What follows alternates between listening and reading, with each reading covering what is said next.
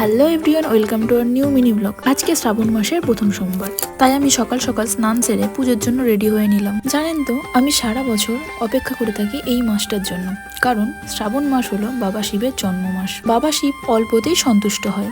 মনের মধ্যে শ্রদ্ধা আর ভক্তি নিয়ে বাবাকে ডাকলে বাবা তাতেই সাড়া দেন। তারপর আমি ফুলের মালা গেঁথে বাবার মাথায় ঘি, মধু, গঙ্গাজল এবং দুধ দিয়ে বাবাকে মহাস্নান করিয়ে নিলাম। তারপর চন্দনের তিলক লাগিয়ে বেলপাতা এবং ফুল দিয়ে বাবার পুজো সেরে নিলাম। বাবার কাছে এটুকুই চাওয়ার, বাবা শিব যেন আমাদের সকলকেই ভালো রাখে, সুস্থ রাখে এবং আমাদের সবাইয়ের মনস্কামনা পূর্ণ করে। মায়ের মুখে গল্প শুনেছি, আমি নাকি ছোটবেলায় বাবা শিবের ভক্ত ছিলাম।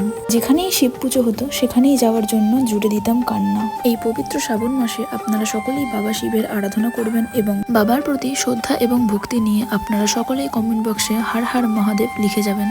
ভিডিওটা আমি এখানেই শেষ করছি। Thanks for watching.